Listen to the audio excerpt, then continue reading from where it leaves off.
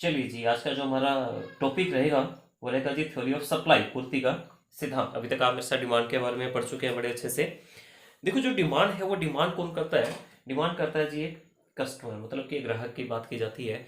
लेकिन जब बात की जाती है किसकी? सप्लाई की। तो सप्लाई कौन करता है? ध्यान रखिएगा, सप्लाई कस्टमर नहीं करता। सप्लाई कौन करेगा? सप्लाई जो है आपका शॉपकीपर करता है, विक्रेता कह देते हैं जिसे आप, दुकानदार कह देते हैं जिसे आप, ठीक है। सेलर है जो, वो क्या करता है? मार्केट के अंदर सप्लाई करता है, मतलब कि जो चीज़ों को बेचने वाला होता है जी आपका। अब सप्लाई को समझने से पहले दो छोटी छोटी बातें हैं वो आप समझिए यहाँ पर ध्यान से। देखिए, टर्म है आपकी स्टॉक।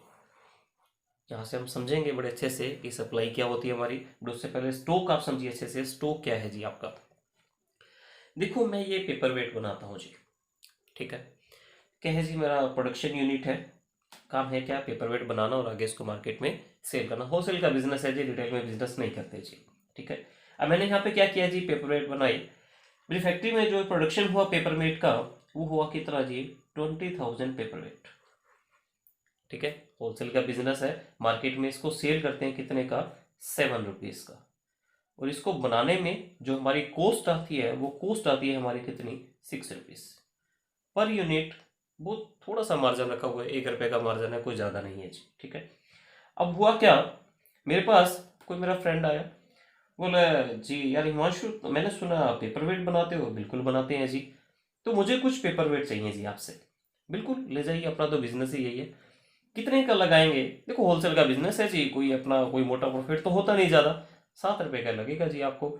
नहीं नहीं यार, मैं तो तेरे से 5 रुपए में लूंगा। अब मुझे बताइए, क्या मैं उसको 5 रुपए में पेपर वेट सेल करूंगा? बिल्कुल भी नहीं करूंगा। क्यों? क्योंकि इसको बनाने में जो मेरी कॉस्ट आ रही है वो कितनी आ रही है? 6 रुपीज। और 1 रुपये बड़ा जेनवन मार्जिन है, कुछ ज्यादा नहीं है जी, ठीक है। क्या करूंगा मैं? 7 रुपए पर ही मैं बेचूंगा, इससे ज्यादा मैं नहीं बेच सकता जी आपको, ना इससे कम ना इससे ज्यादा। अपना 7 रुपए लेने हैं जी हमने, आपसे बात खत्म। अब उसने बोला क्या? नहीं नहीं यार हिमांशु, ये तो ज्यादा है। ज्यादा है तो आप मत लीजिए मुझसे, बात खत्म। चलो फिर उसने देखा अभी बात तो नहीं बन रही, चलो ऐसा कीजिए, आप मुझे 7 रुपए पे दे दीजिए। कितने पेपर वेट चाहिए? आप मुझे पेपर वेट दे दीजिए 25,000। अब आप मुझे बताइएगा, मैंने टोटल प्रोडक्शन कितना किया है? 20,000 का। क्या मैं उसको 25,000 पेपर वेट दे सकता हूँ? बिल्कुल भी नहीं दे सकता। बट यही अगर वो मुझसे मांगता कितने पेपर वेट? 15,000, तो क्या मैं उसको 50,000 पेपर वेट दे सकता था? बिल्कुल दे सकता था। तो कहने का मतलब है, जितना आपका प्रोडक्शन है उस प्रोडक्शन तक आप मार्केट में क्या कर सकते हैं? चीजों को बेच सकते हैं, उससे ज्यादा आप नहीं बेच। प्रोडक्शन है उस प्रोडक्शन तक आप मार्केट में क्या कर सकते हैं? चीजों को बेच सकते हैं, उससे ज्यादा आप नहीं बेच सकते। तो यहां से एक चीज समझिए बड़े ध्यान से, सप्लाई क्या होती है? सप्लाई स्टॉक का वो पार्ट होती है जिससे एक सेलर एक सर्टेन प्राइस के ऊपर मार्केट में सेल करने के लिए रेडी हो जाता है, उसको बेचने के लिए तैयार हो जाता है। सो आपको मीनिंग थोड़ा क्लियर हुआ होगा। अब इसको पढ़ते हैं थोड़ा सा, ये डेफिनेशन क्या लिखी हुई है यहाँ पर आपकी, देखिए ध्यान से। देखो, 3 बातें यहाँ पर हाईलाइट कर रखी है। कौन कौन सी? बोले, एक तो फिक्स प्राइस रहेगा जी आपका, फिक्स क्वांटिटी, फिक्स टाइम, निश्चित कीमत, निश्चित मात्रा और निश्चित समय। अब क्या कहना चाहते हैं पॉइंट हमें, देखो ध्यान से। बोले, जब एक विक्रेता समय की एक निश्चित अवधि में एक निश्चित कीमत पर किसी वस्तु की निश्चित मात्रा को बेचने के लिए तैयार हो जाता है, तो उसे हम क्या कहते हैं जी? पूर्ति कहते हैं। Supply of a commodity refer to those quantities, ध्यान रखिएगा। यहाँ पे टोटल में से उन क्वांटिटीज की जो मैं बेचने के लिए उसकी बात की जा रही है। Those quantity of the commodity that a seller is ready to sell at different possible prices at a given time। एक फिक्स टाइम के ऊपर आप अपने पर्टिकुलर प्राइस के ऊपर जितने यूनिट बेचने को रेडी हो जाते हैं, वो कंटेंट आपका क्या कहलाता है जी? वो आपकी सप्लाई कहती है। तो यह 2 बातें जो आपने देखी थी, स्टॉक और सप्लाई। तो स्टॉक, तो देखिए स्टॉक क्या है? स्टॉक वो टोटल क्वांटिटी है जो आपने अपने पास प्रोड्यूस करके रखी हुई है। और सप्लाई क्या है? उस टोटल क्वांटिटी का कितना पार्ट आप मार्केट में सेल करने के लिए क्या हो गया? रेडी हो गया जी आपका। तो ऐसी चीज हमें क्लियर होगी क्या? हमारी जो सप्लाई है वो कहां से डिराइव हो रही है? वो स्टॉक से डिराइव हो रही है। कहने का मतलब, अगर स्टॉक होगा तो सप्लाई होगी, अगर स्टॉक नहीं है तो सप्लाई हो ही नहीं सकती। सोचो, अगर मैंने प्रोडक्शन ही नहीं किया तो मार्केट में मैं सेल क्या करूंगा, ठीक है। और एक चीज और आपको बड़े ध्यान में रखनी है, क्या? हमारा जो स्टॉक है वो सप्लाई से ज्यादा हो सकता है, ठीक है। लेकिन हमारी जो सप्लाई है वो कभी भी स्टॉक से ज्यादा नहीं हो सकती, ध्यान रखिएगा। क्योंकि हम उतना ही मार्केट में सेल कर सकते हैं जितना हमारे पास प्रोडक्शन है। क्लियर रहेगी ये चीज? हाँ, एक जो लास्ट पॉइंट, सप्लाई जो है स्टॉक के बराबर हो सकती है या उससे कम हो सकती है, लेकिन कभी भी स्टॉक से ज्यादा नहीं हो सकती जी। आगे हम स्टडी कर रहे हैं सप्लाई शेड्यूल के बारे में। क्या है सप्लाई शेड्यूल के बारे में, देखो उसको ध्यान से। जिस तरह से आपने डिमांड की शेड्यूल सेट करी थी, एज इट इज अब हमें क्या करना है, सप्लाई के रिगार्डिंग शेड्यूल अपनी सेट करनी है। तो ये जो शेड्यूल है हमारी क्या है, टू पार्ट्स में इसको डिवाइड किया जाएगा, इंडिविजुअल सप्लाई शेड्यूल और मार्केट सप्लाई शेड्यूल। जैसे आपने डिमांड की शेड्यूल बनाई थी, एज इट इज सप्लाई की शेड्यूल है, बस एक ही यहाँ पे पॉइंट चेंज होगा, क्या वहां नेगेटिव रिलेशनशिप होता था, यहाँ पॉजिटिव रिलेशनशिप हो जाएगा। कैसे हो जाएगा पॉजिटिव रिलेशनशिप, सोचो ध्यान से। देखो जब आप डिमांड करने के लिए जाते हैं मार्केट में, आपकी मेंटालिटी क्या होती है, हमें चीज सस्ती मिले, ठीक है जी, बड़े चीप प्राइस पर आप उस प्रोडक्ट को खरीदना चाहते हैं, मतलब कि कम से कम आप पे करना चाहते हैं और ज्यादा से ज्यादा आप उससे सेटिस्फेक्शन लेना चाहते हैं। लेकिन जब बात आ जाती है किसकी, सप्लाई की, ध्यान रखिएगा, अब आप कस्टमर नहीं है, अब आप एक कौन है, आप सेलर हैं, यहाँ पर आप शॉपकीपर हैं, दुकानदार है जी। आप यहाँ पर आप क्या सोचेंगे, आपकी चीज महंगी बिके या सस्ती बिके मार्केट में, तो जितनी ज्यादा महंगी बिकेगी उतना ज्यादा आपका मार्जिन होगा। तो आपकी जो मेंटालिटी रहेगी क्या, ज्यादा से ज्यादा आपको प्राइस रिसीव हो किसी भी चीज के लिए, जितना ज्यादा प्राइस होगा उतनी ज्यादा मार्केट में क्या होगी जी, आपकी सप्लाई होगी। देखो कैसे वर्क करेगी। तो पहले हम पॉइंट पढ़ते हैं अपना, कौन सा, इंडिविजुअल सप्लाई शेड्यूल, व्यक्तिगत पूर्ति तालिका। देखो अपने नाम में सजेस्ट कर रहे हैं इंडिविजुअल, मतलब किसी पर्सन को टारगेट करेगा यहाँ पर। तो हमने यहाँ पर एक पर्सन को टारगेट किया, कौन है जी पर्सन, वो ए। अब उसकी सप्लाई हम टारगेट करके चल रहे हैं, ध्यान रखिएगा ध्यान से। मार्केट में कोई प्रोडक्ट का प्राइस है जी 1, उस कस्टमर उसने सेलर ने सप्लाई करी मार्केट में कितनी, 1 यूनिट की, प्राइस इंक्रीज हो गया जी।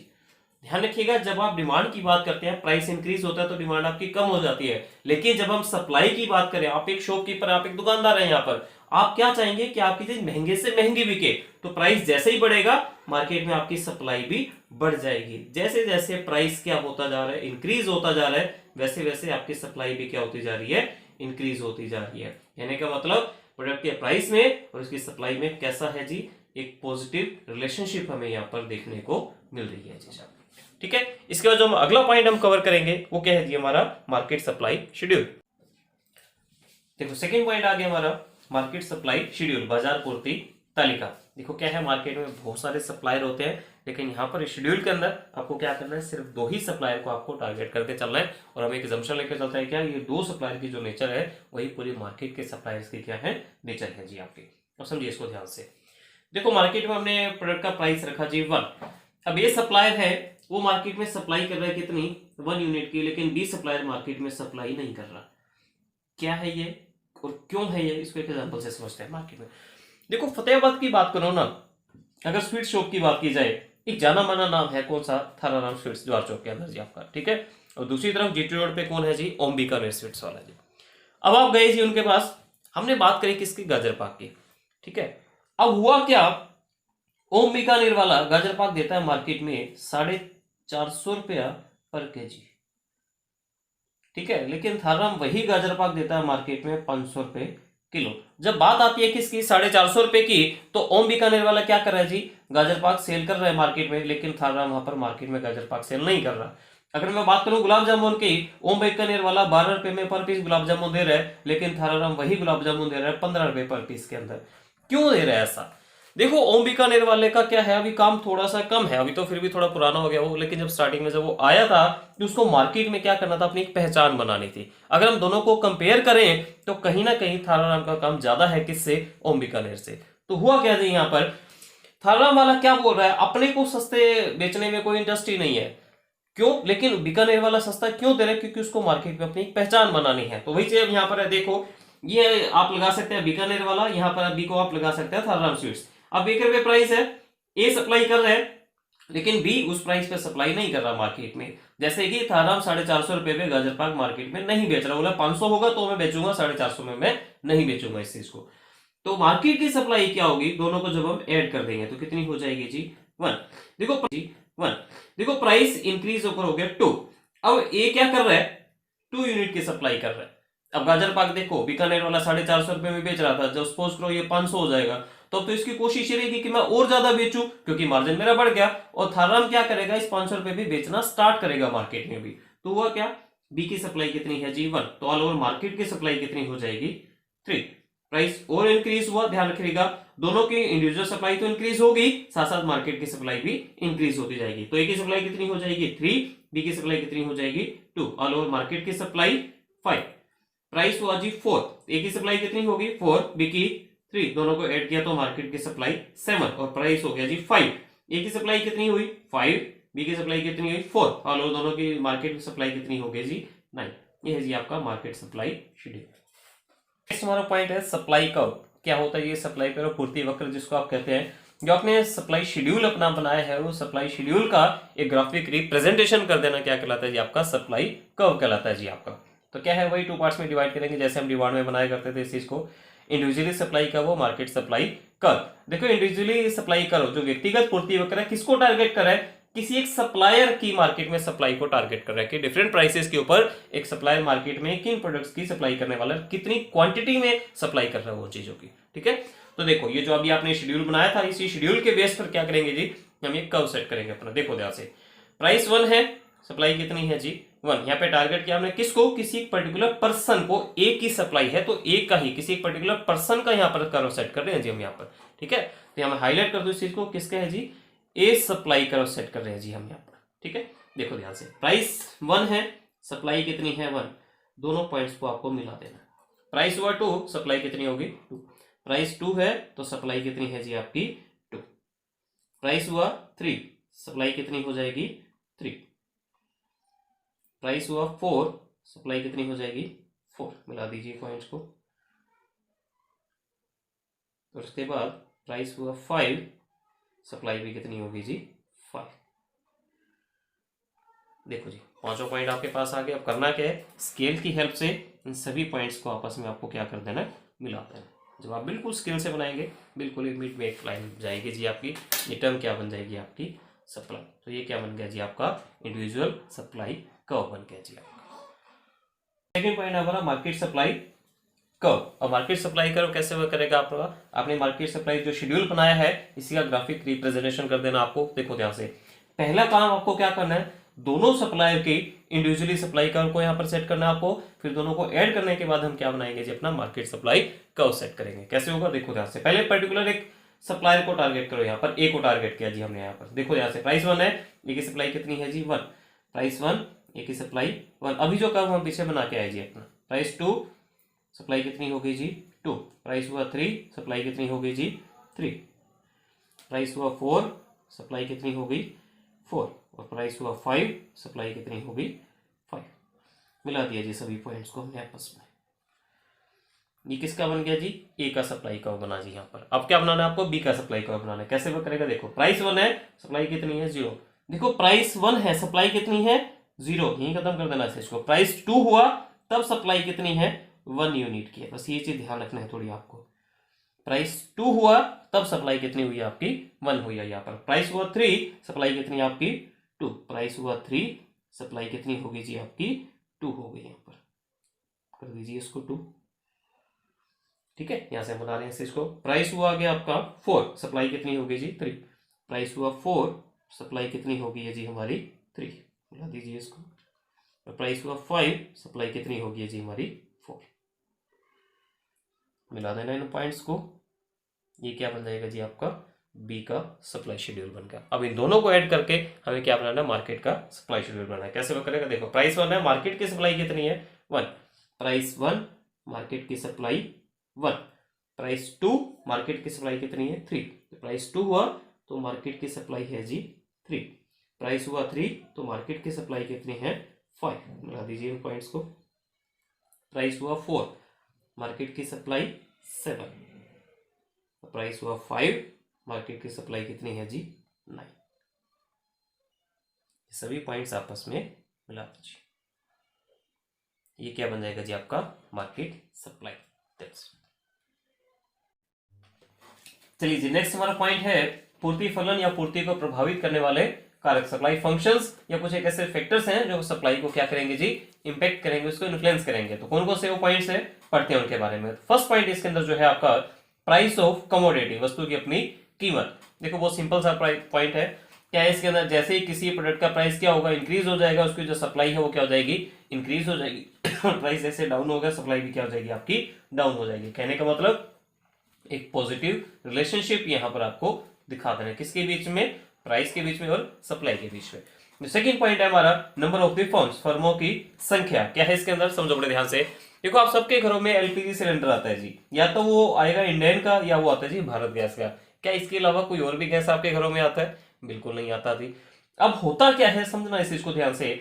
अब इन सिलेंडरों के ऊपर इतना बड़ा तामझाम होता है, पहले आप कुछ पे करते हैं, फिर कुछ एक पार्ट आपके जो आपने पे किया है उसका कुछ एक पार्ट आपके बैंक अकाउंट में वापस आता है एज ए सब्सिडी। ये इतना तामझाम किस लिए किया जाता है? क्योंकि मार्केट में ये जो फर्में हैं ये लिमिटेड है, मार्केट में अनाप शनाप फर्में नहीं है जो एलपीजी आपको सप्लाई करती है मार्केट में।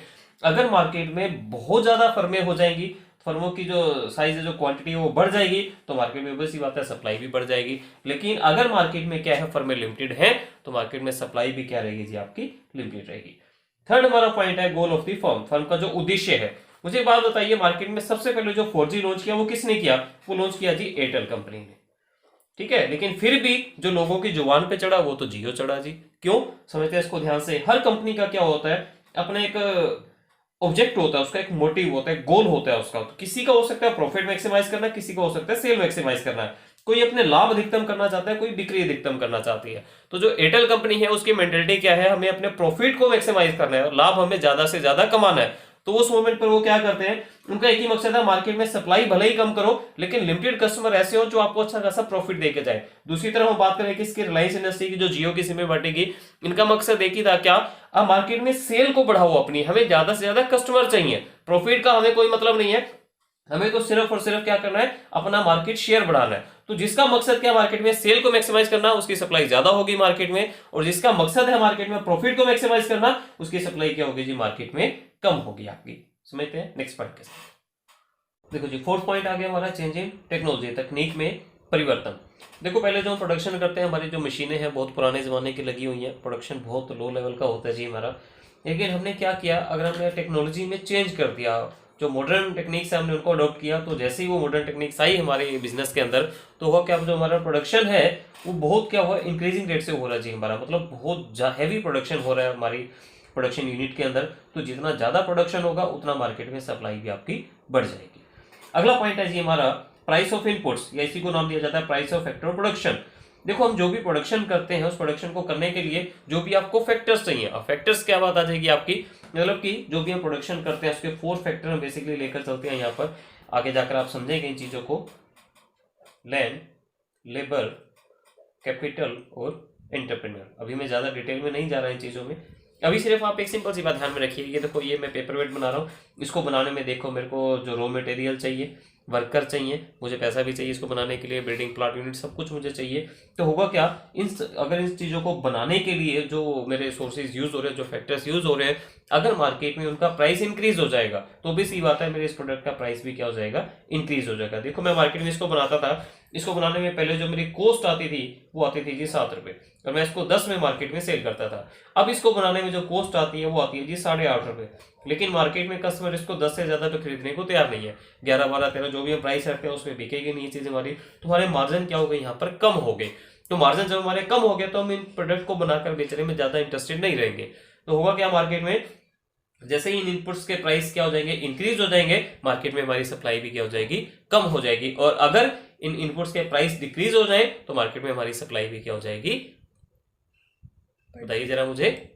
अगर इनके प्राइस डिक्रीज हो जाएंगे तो मार्केट में हमारी जो सप्लाई है वो क्या हो जाएगी, डिक्रीज नहीं होगी, सप्लाई बढ़ जाएगी हमारी, क्योंकि हमारे मार्जिन बढ़ गए हैं। यहाँ पर ध्यान रखिएगा चीज। अगला पॉइंट है गवर्नमेंट पॉलिसी, सरकारी नीति भी क्या करती है, सप्लाई को इम्पैक्ट करती है। देखो गवर्नमेंट क्या करती है, जो अपनी पॉलिसीज बनाती है उसे सप्लाई बहुत इंपैक्ट होती है। कैसे? देखो मैं कुछ प्रोडक्ट बेचता था जो फॉरेन से मंगवाता था जी मैं, ठीक है, चाइना से कुछ प्रोडक्ट आते थे जी मेरे, उसको मार्केट में हम सेल करते थे। आजकल तो चाइना वर्ड आते ही लोग बड़े गंदी निगाहों से देखते हैं, इनफैक्ट मैं भी ऐसे ही आपकी जैसा ही हूँ। तो क्या होता है, जैसे ही कोरोना आया तो चाइना से एक नफरत सी हो गई है। लेकिन एक पहले का मैं एग्जांपल रख रहा हूँ यहाँ पर, चाइना से मैं सामान मंगवाता था और आगे उसको मार्केट में सेल करता था। तो उसको वहां से कोई प्रोडक्ट आता था मेरा 90 रुपीज़ का, मैं उसको मार्केट में सेल कर देता था 100 रुपीज़ का। अब इस 90 में क्या था, 70 रुपीज़ तो चाइनीज जो पर्सन थे, कंपनी थी, वहां मुझे देना पड़ता था। 20 रुपीज़ गवर्नमेंट क्या करती थी, इस पर टैक्स लेती थी, वैसे हमारी जो इंडियन गवर्नमेंट है। अब गवर्नमेंट ने क्या किया, इसके ऊपर टैक्स इम्पोज कर दिया जी, ज्यादा टैक्स लगा दिया इसके ऊपर। अब 70 का तो प्रोडक्ट आ रहा है, अब गवर्नमेंट मुझसे टैक्स ले रही है कितने का, 28 रुपए का। मुझे प्रोडक्ट कितने में मिल रहा है, 98 में, और बेचूंगा मैं आगे कितने में इसको, 100 में। तो यहाँ पर हुआ क्या, मार्केट में मुझे ये प्रोडक्ट को बेचने में कोई फायदा ही नहीं होगा। तो जहां पर गवर्नमेंट चाहती है कि मार्केट में ऐसी चीजों की सप्लाई कम हो जाए, तो गवर्नमेंट उनके ऊपर ज्यादा से ज्यादा क्या कर देती है, टैक्स इंपोज कर देती है। तो वहां पर होगा क्या, मैं फॉरेन से वो प्रोडक्ट मंगवा रहा हूँ, आगे बेच रहा हूँ, मुझे मार्जिन बिल्कुल भी नहीं है, तो मैं इस प्रोडक्ट को मार्केट में बेचने में ज्यादा इंटरेस्टेड नहीं रहूंगा। तो मैं क्या कर दूंगा कि सप्लाई भी मार्केट में कम कर दूंगा।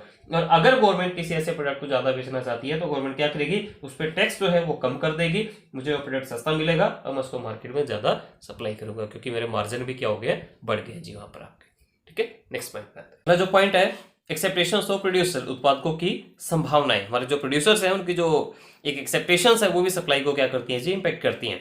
जैसे करंटली हम एग्जांपल उठाएं प्याज को लेके, हुआ क्या मार्केट में, देखो जितने भी हमारे क्या है मार्केट में प्रोड्यूसर्स आप लगा सकते हैं, जो क्या करते हैं, प्रोडक्शन करते हैं प्याज का, जितने भी किसान भाई है हमारे, तो उनको लगा सकते हैं आप। और कुछ एक जो मार्केट में हमारे आड़ती बैठे हैं सब्जी मंडी के अंदर, उनकी जो सोच है वो ये रहती है कि आने वाले टाइम में प्याज महंगा हो जाएगा, तो वो प्याज को क्या कर लेते हैं जी, स्टोर कर लेते हैं। कहने का मतलब ब्लैक कर लेना, किसी चीज की जमाखोरी कर लेते हैं। क्यों कि मार्केट में जब ये चीज महंगी हो जाएगी तब हम इसको बेचेंगे मार्केट में। तो जब आपकी एक उम्मीद है, एक संभावना, एक पॉसिबिलिटी है आपको क्या कि आने वाले टाइम में कोई प्रोडक्ट महंगा हो जाएगा, तो करंट में उसकी सप्लाई क्या हो जाएगी, कम हो जाएगी। और अगर आपको लगता है आने वाले टाइम में कोई चीज सस्ती हो जाएगी, तो करंट में उसकी सप्लाई क्या हो जाएगी, आपकी बढ़ जाएगी। अगला जो पॉइंट है हमारा, प्राइस ऑफ रिलेटेड गुड्स, संबंधित वस्तुओं की कीमतें। जो हमारे रिलेटेड गुड्स हैं, 2 टाइप्स में होते हैं, कौन कौन से, सब्स्टिट्यूट गुड्स और कॉम्प्लीमेंट्री गुड्स, प्रतिस्थापन वस्तुएं और पूरक वस्तुएं जी। तो फर्स्ट पॉइंट हम उठा रहे हैं यहाँ पर क्या, सब्स्टिट्यूट गुड्स है, जो हमारी प्रतिस्थापन या स्थानापन्न वस्तुएं होती हैं। कौन कौन सी होती है, जिनको एक दूसरे की जगह पर हम क्या करते हैं, सब्स्टिट्यूट कर लेते हैं, टी और कॉफी। अब समझो इस कुछ को ध्यान से, मार्केट में हमने 50 केजीज क्या किया, टी का प्रोडक्शन किया हुआ है, और 50 केजीज किसका प्रोडक्शन किया हुआ है, कॉफी का प्रोडक्शन किया हुआ है। टी का प्राइस है 200 रुपीज पर केजी और कॉफी का प्राइस है 300 रुपीज पर केजी। सोचो अगर मार्केट में टी के प्राइस क्या हो जाए जी, इंक्रीज हो जाए। लोग डिमांड क्या बोलता है, आपको याद कीजिए जरा, प्राइस इंक्रीज होगा टी का, तो क्या होगा, टी की डिमांड डिक्रीज हो जाएगी मार्केट में, वैसी बात हो जाएगी। अब लोगों को चाय की जगह कुछ चाहिए, क्या मिलेगा जी, कॉफी। तो क्या होगा, एकदम से कॉफी की डिमांड क्या हो जाएगी, बढ़ जाएगी। देखो यहां भी 50 किलो प्रोडक्शन थी, यहां भी 50 किलो प्रोडक्शन थी। अब कॉफी वालों को तो इस बात का नहीं पता था ना कि मार्केट में एकदम से टी के प्राइस क्या हो जाएंगे, इंक्रीज हो जाएंगे। एकदम से डिमांड बढ़ी, बट एट ए टाइम इतनी सप्लाई देने के लिए प्रोडक्शन तो नहीं था जिनके पास, तो एट ए टाइम कॉफी की सप्लाई क्या हो जाएगी, मार्केट में कम हो जाएगी। और अगर इसी का मैं अपोजिट कर दूं, प्राइस डिक्रीज हो गए, तो क्या होगा, टी की डिमांड इंक्रीज हो जाएगी। अब कॉफी वालों को तो नहीं पता था कि टी वाले अपने प्राइस क्या कर देंगे, डिक्रीज कर देंगे, तो उन्होंने प्रोडक्शन तो ज्यादा किया हुआ था, तो डिमांड क्या हुई, कम हुई, तो मार्केट में एक जो रिजल्ट आया, सप्लाई बढ़ गई, किस चीज की, कॉफी की। जो नेक्स्ट हमारा पॉइंट है, कॉम्प्लीमेंट्री गुड्स, क्या है जिसके अंदर पेन और इंक। यहाँ एग्जांपल को रेड कर दीजिए आप, जो पहले जमाने में हम पेन चलाते थे ना, निब वाले पेन जिसमें शाई डला करती थी, इंक डलती थी, उसे रेड करके चलिएगा इस चीज को। देखो ध्यान से, एक तरफ पेन है, एक तरफ इंक है जी हमारी। अब मार्केट में सोचो पेन के प्राइस इंक्रीज हो जाए, तो क्या होगा, पेन की डिमांड डिक्रीज हो जाएगी। सोचो जब पेन ही नहीं बिक रहे, आप इंक किसको बेचेंगे, तो जैसी बात है, इंक की डिमांड भी क्या हो जाएगी, डिक्रीज हो जाएगी। अब इंक का प्रोडक्शन तो किया हुआ था मार्केट में, उन्हें तो नहीं पता था कि पेन के प्राइस एकदम से इंक्रीज हो जाएंगे, तो होगा क्या, इंक की सप्लाई मार्केट में क्या होगी जी, बढ़ जाएगी। और इसका अपोजिट कर दूं, पेन के प्राइस डिक्रीज हो गए, तो क्या होगा, पेन की डिमांड इंक्रीज हो जाएगी। अब पेन की डिमांड इंक्रीज होगी तो होगा क्या, इंक की डिमांड भी तो इंक्रीज होगी, तो एट टाइम सप्लाई क्या हो जाएगी, इंक की कम हो जाएगी। बस एक चीज जो आपको ध्यान में रखनी है, क्या, सब्सिट्यूट गुड्स में एक प्रोडक्ट के प्राइस में और दूसरे की सप्लाई में कैसा रिलेशनशिप होता है, नेगेटिव रिलेशनशिप होता है। और कॉम्प्लीमेंट्री में एक प्रोडक्ट के प्राइस में और दूसरे की सप्लाई में कैसा रिलेशनशिप होगा जी, यहाँ पर पॉजिटिव रिलेशनशिप होगा। सब्सिट्यूट में नेगेटिव रिलेशनशिप है और कॉम्प्लीमेंट्री में पॉजिटिव रिलेशनशिप है। अगला पॉइंट है जी हमारा, मार्केट डिमांड, बाजार मांग क्या है, ये भी इंपैक्ट करती है किसको, सप्लाई को। अब होगा क्या, मार्केट में किसी पर्टिकुलर प्रोडक्ट की अगर डिमांड बहुत ज्यादा है, तो हम उसको बहुत ज्यादा बना के मार्केट में सप्लाई करेंगे, क्योंकि हमारे मार्जिन भी अच्छे खासे होंगे। और सोचो किसी चीज की अगर मार्केट में डिमांड ही नहीं है, तो आप उसकी सप्लाई करके करेंगे क्या, प्रोडक्शन करेंगे क्यों आप उस चीज के लिए। तो मार्केट डिमांड अगर ज्यादा होगी तो सप्लाई भी ज्यादा होगी, और अगर मार्केट डिमांड कम होगी तो सप्लाई भी क्या होगी जी, आपकी कम होगी। यहाँ पर अगला जो पॉइंट है हमारा, ट्रांसपोर्टेशन, यातायात के साधन। अब यहाँ पर क्या है, इसको मैं एक इंटरेस्टिंग सा एग्जांपल देता हूँ आपको। देखो आप कभी वैष्णो देवी गए हो या कभी आप अमरनाथ गए हो, तो वहां पर क्या होता है, थोड़ा वो पहाड़ी इलाका है जी आपका। तो जैसे जैसे आप अपनी चढ़ाई पर जाते जाएंगे, वैसे वैसे क्या होगा, जो चीजें हैं वो आपको कम मिलना स्टार्ट हो जाएंगी, क्योंकि वहां पर क्या ट्रांसपोर्टेशन फैसिलिटी नहीं है, वहां पर ऊपर चीजों को पहुंचाने के लिए खच्चरों की हेल्प ली जाती है, वहां पर गाड़ी वगैरह नहीं जा सकती ऊपर, तो वहां पर चीजें कम मिलेंगी आपको, अगर मिलेंगी तो बहुत महंगी मिलेंगी आपको। क्यों? क्योंकि ट्रांसपोर्टेशन फैसिलिटी बिल्कुल भी नहीं है जी वहां पर। अब होगा क्या, तो जहां पर यातायात के जो साधन है, जो ट्रांसपोर्ट फैसिलिटी है बहुत अच्छी है, वहां पर सप्लाई भी ज्यादा अच्छी होगी। जहां पर ये फैसिलिटी लो लेवल की है, कम है, वहां पर क्या होगी जी, सप्लाई भी कम होगी मार्केट में। अब सोचो आपकी ये ब्रेड ब्रेड और रोटी जो भी हम रूटीन में यूज करते हैं, इनके पीछे से गाड़ियां आती हैं जी, डेली आती हैं, फ्रेश माल आता है जी इनका। अब सोचो पीछे अगर ट्रांसपोर्ट फैसिलिटी रुक जाए, किसी कोई भी रीजन हो सकता है उसके पीछे, ठीक है, अब रोड पे कोई जाम लगे, कोई भी प्रॉब्लम हुई वहां पर, तो जब तक वो गाड़ी नहीं आएगी तब तक होगा क्या, आपको मार्केट में उस चीज की सप्लाई नहीं मिल सकती। और अगर वो फैसिलिटी बहुत अच्छी है तो आपको नॉर्मल कंडीशन में क्या मिलेगी जी, सप्लाई मिलेगी इन चीजों की। ये आपके कुछ पॉइंट्स थे जो क्या करते हैं, आपकी सप्लाई को इम्पैक्ट करते हैं। That's it. देखिए जी, टॉपिक है हमारा लॉ ऑफ सप्लाई, पूर्ति का नियम। क्या है इस टॉपिक में, थोड़ा सा पढ़ते हैं इस मीनिंग को। बोले जी, law of supply state that other things remain constant when the price of any commodity increase then its supply also increase. बोले जी, पूर्ति का नियम हमें क्या बताता है कि अन्य बातों के समान रहने पर जैसे ही किसी वस्तु की कीमत बढ़ती है तो उसकी पूर्ति भी बढ़ जाती है। देखो, आपने लॉ ऑफ डिमांड के बारे में पढ़ा था, क्या था उसमें, प्राइस इंक्रीज होगा तो डिमांड क्या हो जाती है, आपकी डिक्रीज हो जाती है। क्यों होता है ऐसा? क्योंकि आप एक कस्टमर है, वहां पर आप खरीदने वाले, और आप क्या चाहते हैं, आपको चीज सस्ती से सस्ती मिले। लेकिन जब बात की जाती है लॉ ऑफ सप्लाई की, यहाँ पर क्या आप एक सेलर हैं, आप एक बेचने वाले हैं चीजों को, तो आपकी जो मेंटेलिटी है वो क्या रहेगी, हमारी जो प्रोडक्ट है वो महंगे से महंगा बिके, क्योंकि जितना महंगा प्रोडक्ट बिकेगा उतना ज्यादा क्या होगा जी, आपका बेनिफिट होगा। यहाँ पर क्या कुछ एक assumptions आपको लिखनी है। यहाँ पर assumption में क्या बात आ जाएगी, आपने मेरे साथ टर्म पढ़ी थी, कुछ एक फैक्टर्स थे जो लॉ ऑफ सप्लाई को इम्पैक्ट कर, जो लॉ ऑफ सप्लाई को हमारे इम्पैक्ट करते थे। कौन कौन से थे? आपने कुछ पॉइंट पढ़े थे। There is no change in technique of production, आपकी प्रोडक्शन की जो टेक्निक है वो चेंज नहीं होनी चाहिए, क्योंकि टेक्निक में जैसे ही चेंज होगा तो आपकी सप्लाई ज्यादा होगी, क्योंकि प्रोडक्शन ज्यादा होगा तो सप्लाई भी ज्यादा होगी। आपकी फर्म का जो गोल है वो चेंज नहीं होना चाहिए, चाहे वो प्रॉफिट मैक्सिमाइजेशन का था, चाहे वो सेल मैक्सिमाइजेशन का था, वो पहले जैसा ही रहना चाहिए। आपका जो रेटेड गुड्स है उसके प्राइस में कोई चेंज नहीं होना चाहिए। कहने का मतलब वो सभी फैक्टर्स क्या बन जाएंगे, यहाँ आपकी अजम्पशन बन जाएंगी। तो क्या होगा, एक टेबल आप सेट कर देंगे। यहाँ पर क्या होगा, टेबल में जैसे जैसे प्राइस इंक्रीज होता जाएगा वैसे वैसे सप्लाई भी क्या करते जाएंगे जी, हम इंक्रीज करते जाएंगे। मतलब प्राइस में और सप्लाई में एक पॉजिटिव रिलेशनशिप अब दिखाते जाएंगे यहाँ पर, ठीक है। तो बना दीजिए इसका डायग्राम। प्राइस 1 है, सप्लाई कितनी है 1, प्राइस 2 है तो सप्लाई कितना है 2, price 3 supply 3, price 4 supply 4 and price 5 supply 5। सभी पॉइंट्स को क्या करना जी, आपस में मिला देना। ये क्या बन जाएगा जी, इसका कर्व बन जाएगा। कहने का मतलब किसी भी प्रोडक्ट के प्राइस में और उसकी सप्लाई में कैसा रिलेशनशिप होता है, पॉजिटिव रिलेशनशिप, एक सकारात्मक संबंध होता है। सीधी भाषा में कहें तो जो चीज जितनी महंगी होती जाएगी उतनी मार्केट में उसकी सप्लाई भी बढ़ती जाएगी, और जितनी वो सस्ती हो जाएगी उतनी उसकी सप्लाई मार्केट में क्या हो जाएगी, कम हो जाएगी। आपका पॉइंट था जी लॉ ऑफ सप्लाई का। देखो जी, अगली टर्म है हमारी पूर्ति के नियम के अपवाद। कुछ एक्सेप्शंस है लॉ ऑफ सप्लाई की। कहने का मतलब नॉर्मली लॉ ऑफ सप्लाई के आपका प्राइस इंक्रीज होगा तो सप्लाई क्या हो जाएगी, इंक्रीज हो जाएगी। लेकिन हर केस में ऐसा नहीं होता, कुछ एक पॉइंट ऐसे आ जाते हैं जहां पर क्या होता है, लॉ ऑफ सप्लाई आपका फेल हो जाता है, जो इसकी एक्सेप्शंस बन जाती हैं। कहने का मतलब प्राइस डाउन होगा और सप्लाई क्या होगी, आपकी इंक्रीज होगी। कीमत के कम होने पर पूर्ति बढ़ेगी जी आपकी। कैसे, देखते हैं कुछ पॉइंट्स। फर्स्ट पॉइंट है इसके अंदर आपका पेरिशेबल गुड्स। पेरिशेबल गुड्स क्या होती है, ऐसी गुड्स होती हैं जो बहुत जल्दी खराब हो जाती हैं, जैसे फल फ्रूट है, सब्जी है, मिल्क, कई चीजें हैं जी आपकी। अब सोचो जो रेडी वाला है, आप कभी सब्जी लेने के लिए जाए मार्केट में, सुबह जो सब्जी आपको महंगी मिलती है शाम को वही सब्जी आपको सस्ती मिलती है। रीजन क्या होता है इसके पीछे?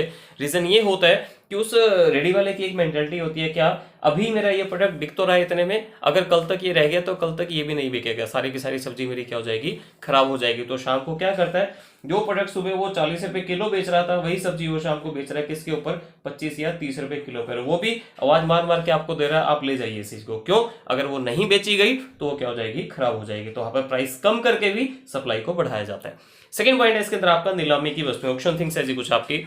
कुछ चीजें ऐसी होती हैं जिनकी नीलामी की जाती है। सुना होगा आपने, टीवी वगैरह में आपने देखा भी होगा, जो बोली लगाई जाती है आपकी। बोलता है, सपोज करो कोई प्रोडक्ट बेचा गया, बोलता है 2 लाख 1, 2 लाख 2, 2 लाख 3, तो जो वो उसकी बोली देता है वो प्रोडक्ट उसी का हो जाता है, ठीक है। यहाँ पर नीलामी है किसकी, आपने सुना होगा सलमान खान जिस अपार्टमेंट में रहते हैं, गैलेक्सी अपार्टमेंट है जी उनका, ठीक है। सपोज करो उसी की यहाँ पर बोली की जा रही है, नीलामी की जा रही है उसकी, ठीक है। तो सभी लोग उसकी बोली लगा रहे हैं वहां पर। अब शाहरुख खान साहब आए, उन्होंने जब तक वो आए तब तक वो गैलेक्सी अपार्टमेंट बिक चुका था, लेकिन वहां पर आके शाहरुख खान साहब ने बोला क्या मैं आपको इतना ही पैसा और देने को तैयार हूं, मुझे एक और गैलेक्सी अपार्टमेंट दे दीजिए। क्या ये पॉसिबल है? बिल्कुल भी नहीं, क्योंकि गैलेक्सी अपार्टमेंट तो क्या है जी, एक ही है। जिस चीजों की नीलामी हो रही है, बोली लग रही है जिन चीजों की, वो तो अपने आप ही यूनिक पीस ही होते हैं जी, ठीक है। वहां पर प्राइस को बढ़ाकर भी सप्लाई को बढ़ाया नहीं जा सकता। प्राइस बढ़े या प्राइस कम रहे, सप्लाई कैसी रहती है जी, उनकी कांस्टेंट रहती है, उसमें कोई भी चेंज आप नहीं कर सकते। तो यहां भी क्या होता है जी, लो सप्लाई आपका फेल हो जाता है। आगे बढ़ते हैं जी नेक्स्ट पॉइंट। थर्ड पॉइंट है हमारा सामाजिक प्रतिष्ठा की वस्तुएं, गुड्स ऑफ सोशल डिस्ट्रक्शन। देखो कुछ एक आइटम ऐसी होते हैं जो ना आपके देश की एक सामाजिक धरोहर कहलाती हैं, जैसे कि आपके जो गांधी जी थे, जिनको बापू जी कहा जाता है, उनका क्या है, जैसे उनका चरखा है, उनका चश्मा है, ये कुछ एक चीजें ऐसी हैं जो ना आपके पूरे नेशन के एक सिंबल को डिनोट कर रही है यहाँ पर, ठीक है। मतलब एक सामाजिक धरोहर के रूप में ही आपके पास संभाल के रखी हुई है आपने इन चीजों को। जैसे साबरमती आश्रम में ये सब चीजें पड़ी हैं उनकी, तो सोचो क्या उनको बेचा जाएगा मार्केट में? कोई फॉरनर आके बोले मैं आपको इसके लिए इतना प्राइस देने को तैयार हूँ, इसकी सप्लाई और कर दो मार्केट में, तो उसकी सप्लाई नहीं हो सकती वहां पर, ठीक है। तो वहां पर क्या है, लो ऑफ सप्लाई हमारा फेल है, प्राइस बढ़ाकर भी उसकी सप्लाई नहीं बढ़ा सकते आप उन चीजों की, ठीक है। अगला पॉइंट है इसके अंदर क्या, एग्रीकल्चर आउटपुट। कुछ एक तत्व ऐसे हैं जो प्राकृतिक तत्वों पर आधारित है, मतलब एग्रीकल्चर बेस्ड है, कुछ चीजें जो कृषि पर बेस्ड है आपकी। ऐसे में क्या है, देखते हैं इसको बड़े ध्यान से। सोचो क्या होता है, किसी साल अगर फसल खराब हो जाए, ठीक है, ओले पड़ गए, बारिश ज्यादा आ गई, कोई भी रीजन रहा उसके पीछे, वो फसल होगी जी खराब आपकी। हर साल क्या होता है, बोनस प्राइस होता है, मतलब कि 1 क्विंटल गेहूं के लिए, वीट के लिए आपको जो पे करना पड़ रहा है मार्केट में, सपोज करो वो है जी 2000 रुपीज, आप 2000 रुपये देते हैं तो आपको क्या मिल जाता है जी, 1 क्विंटल गेहूं मिल जाता है वहां पर आपको। अब फसल होगी जी खराब, अब मंडियों में फसल आई नहीं बिकने के लिए, सरकार आपको बोले कि हम आपको 2200 रुपये देने को तैयार है या 2300 रुपये हम आपको देने को तैयार है, आप और फसल हमें ला के दे दीजिए और गेहूं आप ला के दे दीजिए, वो तो पॉसिबल ही नहीं है जी। क्यों? क्योंकि और गेहूं आने के लिए क्या है जी, आपको रुकना पड़ेगा जी, एक साल बाद ही नई फसल आ पाएगी जी आपकी, ठीक है। 6-6 महीने के गैप में हम अपनी फसलें उगाते हैं, तो क्या है, जितना टाइम उस फसल को उगने में लगेगा उस टाइम तक आप बाउंड है वहां पे आप प्राइस बढ़ाकर भी सप्लाई को बढ़ा नहीं सकते, ठीक है। तो ये आपका फोर्थ पॉइंट है जी। फिफ्थ पॉइंट है जी आगे हमारा, पुराने स्टॉक की बिक्री करने के लिए, स्टॉक क्लियरिंग बोल सकते हो, या आप इसका एक और नाम भी दे सकते हैं इंग्लिश के अंदर, क्या, fear of being out of fashion. देखो कुछ प्रोडक्ट ऐसे होते हैं जो ना बहुत जल्दी फैशन में चेंज आने की वजह से ना मार्केट में बिक नहीं पाते हैं वो चीजें आपकी, जैसे फैंसी ड्रेसेस वगैरह आती हैं आपकी। तो होगा क्या, यहाँ पर जो सेलर है उसकी मेंटालिटी ये रहती है क्या, कि ये जो प्रोडक्ट है मेरा, ये बहुत जल्दी क्या होने वाला है, आउट ऑफ फैशन होने वाला है, कैसे ना कैसे मुझे इसको बेचना है जल्दी से जल्दी, मुझे स्टॉक को क्लियर करना है। क्यों? अगर उसे नहीं क्लियर किया गया ना स्टॉक को, तो आने वाले टाइम में ये चीज बिकेगी नहीं मेरी, बिकेगी तो बहुत सस्ती बिकेगी ये चीज मेरी। तो वहां पर भी क्या होता है, लो सप्लाई आपका फेल हो जाता है। आप कभी मार्केट में जाकर देखें, जब सेल लगी होती है, फुटवेयर लेना या ड्रेसेस वगैरह कुछ भी लेनी है आपको, नॉर्मली क्या होता है, हम फुटवेयर लेने के लिए जाते हैं तो शॉपकीपर आपको 4 या 5 पीस दिखाता है, बोला इसी में से सिलेक्ट कर लीजिए, लेकिन सेल पे क्या होता है, कम से कम भी 100-150 पीस उसने लगा के रखे होते हैं, प्राइस कम करके भी वो इतनी ज्यादा सप्लाई आपको कर रहा है मार्केट में। क्यों? उसकी मेंटालिटी बस एक है, जल्दी से जल्दी में बेच दो इन चीजों को, ठीक है। नेक्स्ट हमारा जो पॉइंट है वो क्या है जी आपका, तो object left while going to abroad, विदेश जाते समय आप कुछ वस्तुएं छोड़कर जाते हैं तो वहां पर भी लो सप्लाई आपका फेल होता है। कैसे? सपोज करो मेरी जो सेटलमेंट है वो कहाँ होगी जी, फॉरेन होगी, यूएसए जा रहा हूँ मैं, ग्रीन कार्ड मेरा बन जाएगा वहां पर, ठीक है, तो वहीं रहने का विचार है जी मेरा। तो अब यहाँ पर जो मेरा ये तामझाम है, मेरा जो मकान है, जो अकेडमी है, इन सब का मैं क्या करूंगा, तो मेरी मेंटालिटी रहेगी क्या, मैं इसको सेल करके जाऊँ जी यहाँ से। अब आपको पता है कि ये मजबूरी का लोग फायदा उठाते हैं बड़े अच्छे से, सबको पता है, इन्होंने जाना, वीजा लग गया जी इनका, वहीं सेटल होना है इन्होंने जाकर, तो लोग क्या करेंगे, उन चीजों को सस्ते से सस्ता बिकवाएंगे आपका, या खरीदेंगे भी तो क्या बोलेंगे, भाई हम तो इतना ही पे कर सकते हैं, इससे ज्यादा हम पे नहीं कर सकते। और आपकी मजबूरी क्या है, आपके पास टाइम बहुत कम है जी वहां पर, तो आपकी सोच क्या रहेगी, मुझे तो वैसे भी फॉरेन जाना है, जितने भी मेरा ये बिकता है ना, मैं इसको बेच दूं कैसे ना कैसे, तो प्राइस कम करके भी आप क्या कर देंगे, सप्लाई बढ़ा देंगे वहां पर अपनी, चाहे जितने भी बिके फटाफट से मेरा ये बिक जाना चाहिए सारा। क्यों? आपकी जो एक्साइटमेंट है ना वो सिर्फ उसी पे बेस्ड है क्या, कि आपको फॉरेन जाना है, बात खत्म। तो यहाँ पे क्या हो रहा है, लो सप्लाई आपका फेल हो रहा है जी आपका।